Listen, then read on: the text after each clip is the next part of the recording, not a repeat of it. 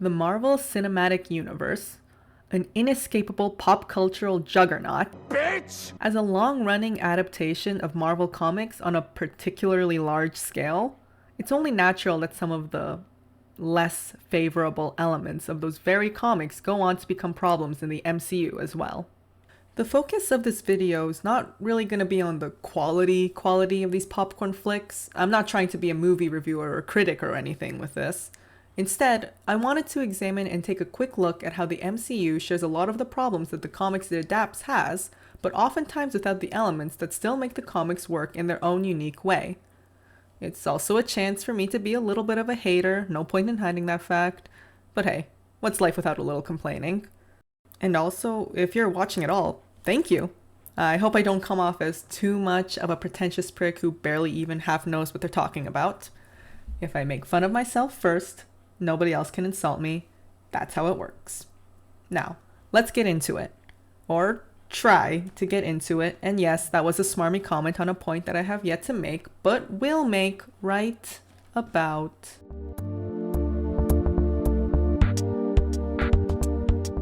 One thing about Big Two comics, that is Marvel and DC, that tends to turn people away is just how much there is. There's like over 80 years of history on those bad boys, with retcons and soft and hard reboots galore. Okay, so if you're trying to get into DC, there's a few different places to start from. I guess first you'll maybe just want to pick a character you like and want to learn more about, and from there, okay, well, you can try and start with a year one run to get a clean and modern look into their origins maybe, or I'm just gonna go. I guess I'm just gonna. There's either pre or post Flashpoint, or I'm gonna go now. I'm leaving. Do you like that sort of style of comic, Golden Age, Silver Age? If you're looking for something shorter, listen. Okay, it's kind of a lot. At first, the MCU really worked as a nice, simple, and easy way to get introduced to the iconic characters of the Marvel Universe. At first. You got Iron Man, you got Hulk, you got Thor, you got Captain America, you got Iron Man again, and then you got them all coming together for the Avengers, plus those two other guys are there.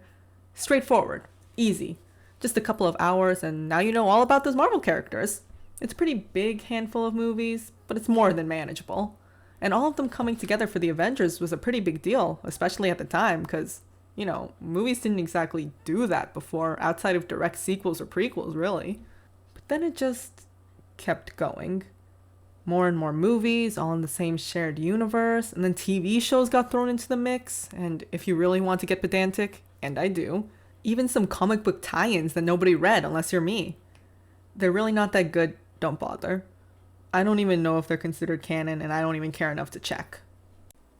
Even looking at only the movies, since it is, you know, a cinematic universe, there's over 24 worth, with more on the way in an unending stream of green-screened action set pieces.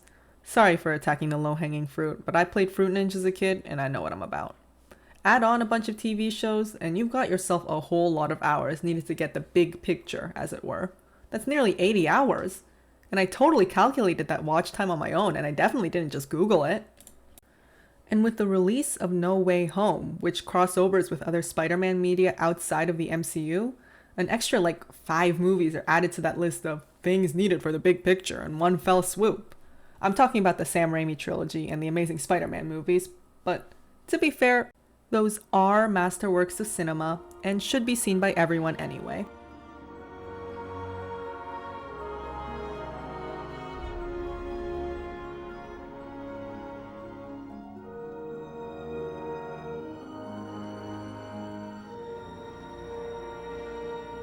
Nice and easy to go down. Slower, gently. Obviously, none of it is strictly necessary, and many of these MCU movies can stand alone, but the constant references to other parts of the cinematic universe alone can muddy the waters of getting into this thing everyone else is into, which is, as mentioned before, quite like the comics themselves. All this is nothing compared to the comics and their insanely lengthy history, but the point is this. The MCU has become a massive beast of content in a vein comparable to the comics that it adapts, and this becomes a problem because it gets in the way of accessibility of the content, it crowds the franchise, and so on and so forth. The main thing that helps with accessibility is that at least there's a straightforward viewing order, that is, release order. do not understand people watching the MCU for the first time doing it in chronological order. Why would you do that? Still, the long history of Marvel Comics adds a sort of richness that the MCU history lacks. Throughout the decades, you can see the art form of comics evolve, change, and develop, find genre-defining runs even. You can seek out insights into the eras from which different comic issues hail, or you can even just experience the novelty of such a lengthy continuity, with all the peaks and dips that entails. Marvel's first comic was released in 1939, introducing the first Human Torch, and nearly a century later, comics are still coming out, and something about that just feels kind of amazing, right? It's almost like living history, flexible, malleable, still getting worked on. The first MCU film, Iron Man, came out in 2008, which is like nearly 15 years ago, but all that makes me feel is old. Of course, all these movies can be seen as a good thing because, hey, more of the stuff you like. That is, if you like the MCU in the first place. But still, a lot of that MCU history can be pretty...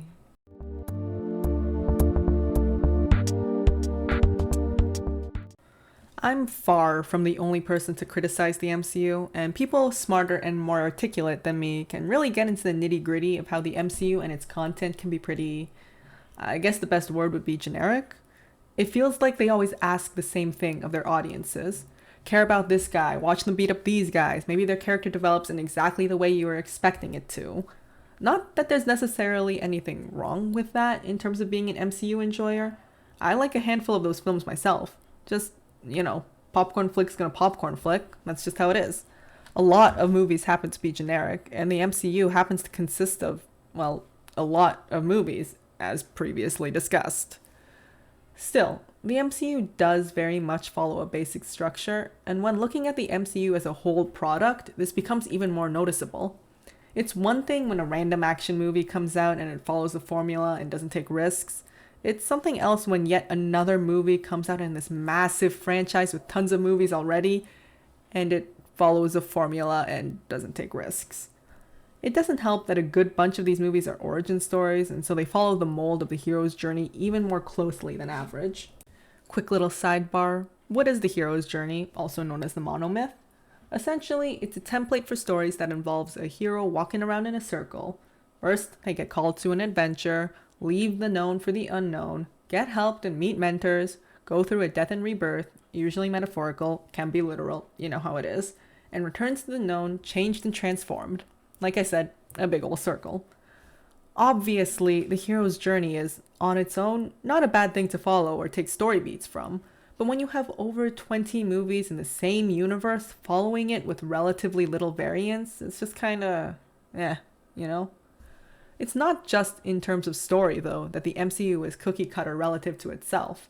It is in style as well.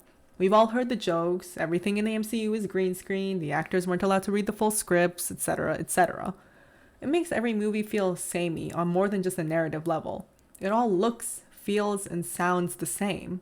The most notable exceptions would maybe be the Netflix shows or the Hulu shows. The shows that were essentially abandoned in favor of the Disney Plus ones. Streaming now and forever for the low, low price of $8 a month for the rest of your life. Also, I'm not counting What If because that's literally about what doesn't happen, but yes, I'm aware it's animated. Okay, thanks. Wait, what surface was that terrible Inhumans show on? God, I can't even think about it without cracking up.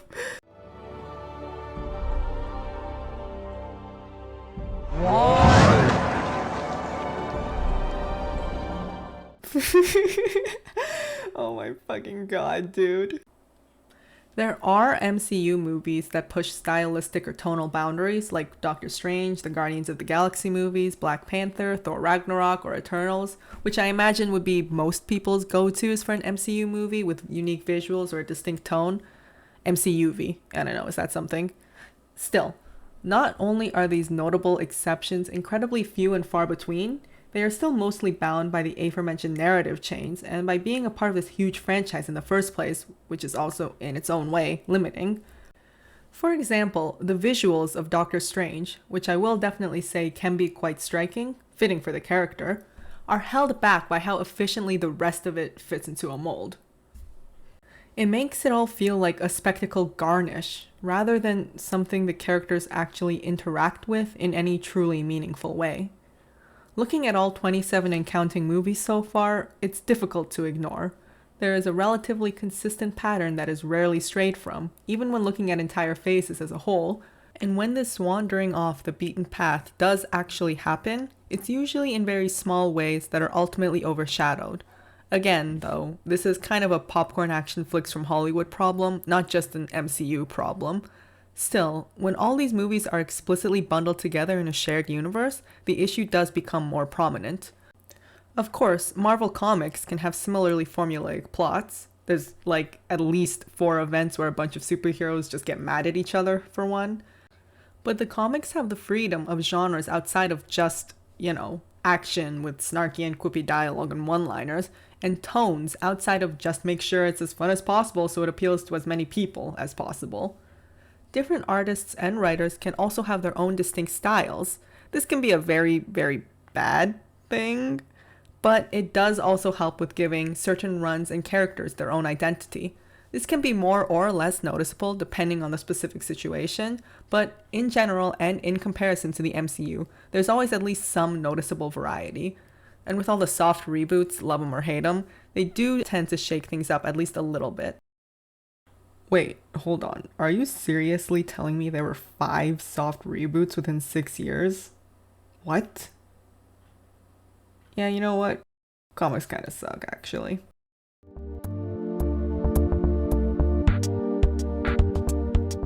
It's not really a mystery that a majority of the main characters in the MCU are, like, a bunch of white dudes.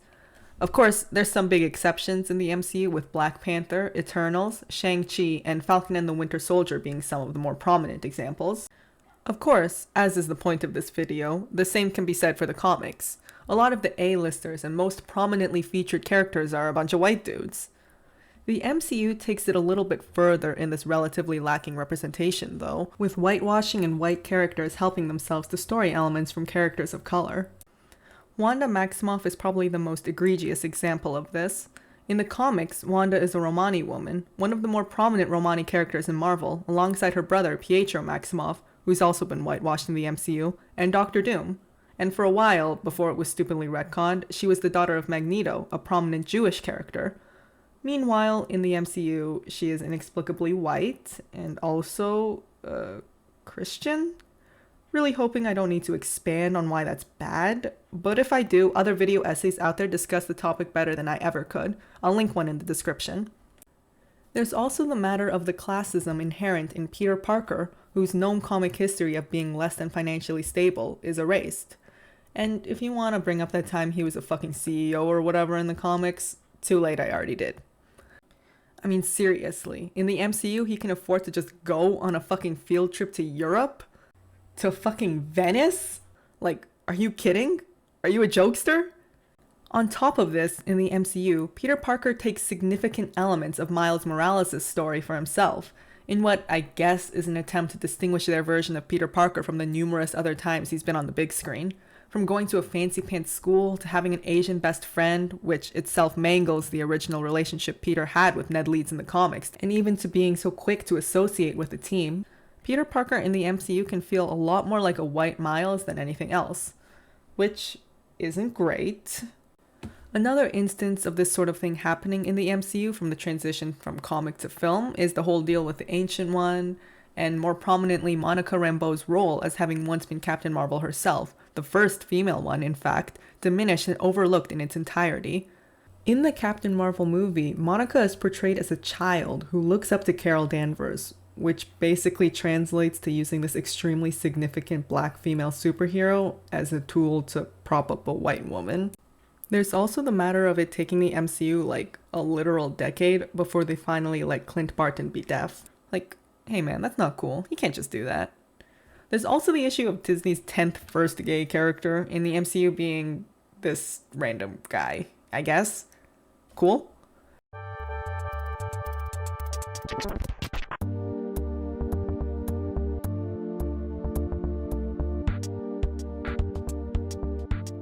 So how do the comics do with their minority characters? Obviously, it's not perfect, but there's a huge and sprawling cast of characters in the Marvel Comics universe, much bigger than what you see in the MCU. And so there's actually a lot of queer characters and characters of color. Of course, like I said, it's not always perfect. Also, sometimes this happens. You know what comic readers love? Representation. Here's new character concepts. Any ideas for names? Snowflake and Safe Space. You mean you want to name these characters after common insults used against minorities on the internet? Yeah. Dude, that's perfect. Do you want to make out? Yeah. Yeah, like I said earlier, comics suck actually. But this still adds to my main point of the MCU just being an amalgamation of all the problems present in them, so I'm still waiting because being a hater is a competition. But anyway, even when the MCU does feature representation, it can really feel half-assed. Sure, you can say there's been a lot of steps in the right direction. I'm not arguing that at all, and it's definitely nice to see, but for how long the franchise has been going for, it can feel a lot like getting scraps after years of begging, or like nice little coins of representation stuck in the mud of generic storytelling, and also it took you like 8 hours of digging through the dirt to get there, and there's like gross bits of shit under your fingernails because you never cut them, and also you only managed to get like 10 cents anyway. Like, the bar is so low a microorganism couldn't limbo under it, and yet the MCU is still managing to trip over it years later.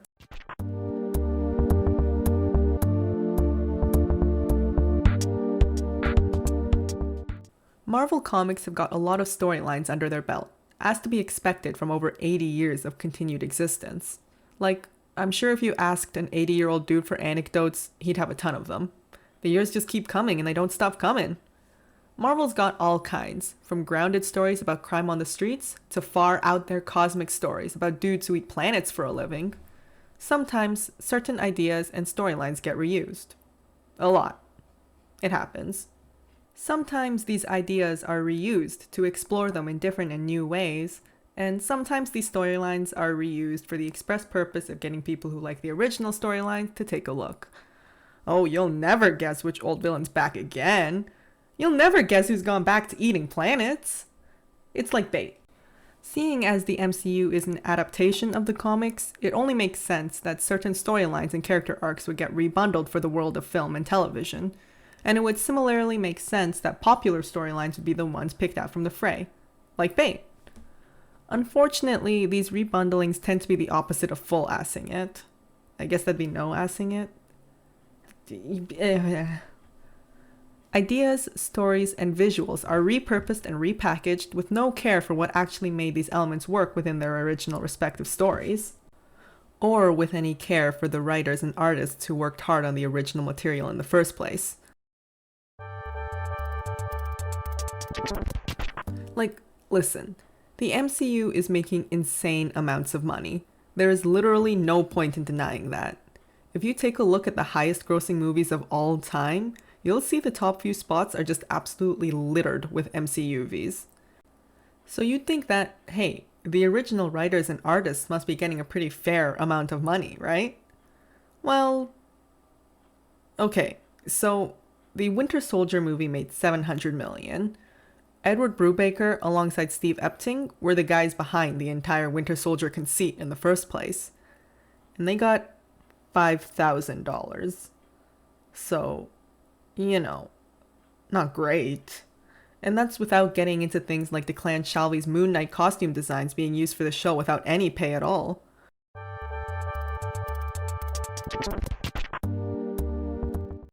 One big example of the MCU mishandling the original material would be the Disney Plus Hawkeye show, which borrows heavily from Matt Fraction and David Aja's Hawkeye run.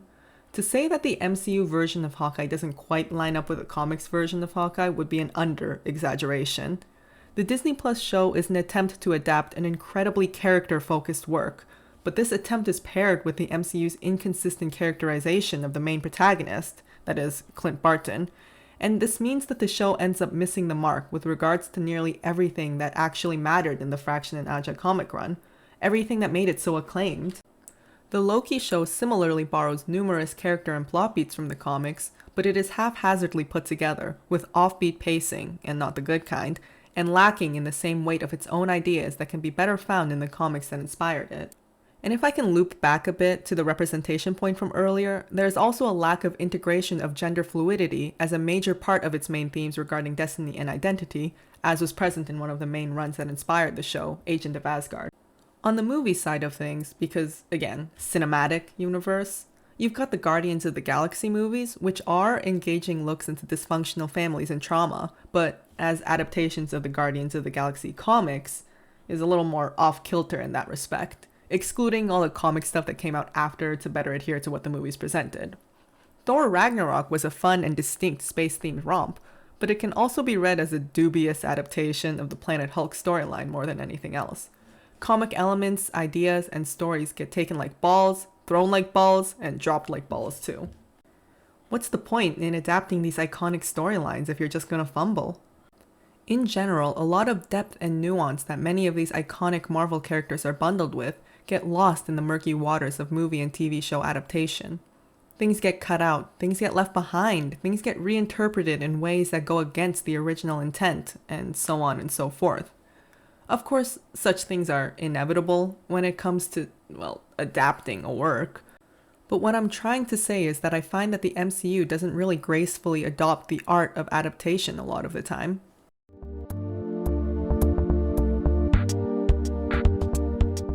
There's still a lot more I want to say, a lot of expansion on some of these points that sort of got passed over because I have like an audience of 0 and only so much free time, so I figured it wasn't worth it. And some more specific comparisons between the MCU and the comics that I overlooked too, for the same reasons. Hey, articulation of thoughts is hard, and yeah, it's because I'm stupid, and it's not like this shit is getting graded. Who knows what the future holds though, maybe someday I'll get the chance to delve a little bit deeper. At the end of the day, the MCU means a lot to a lot of different people, and I'm just some little hater, so none of this really mattered, but I had fun making it. So, and I hope you had fun watching it. If you watched all the way to the end or just skipped to it for whatever reason, thank you again for watching. As always, I really do appreciate it. Until next time.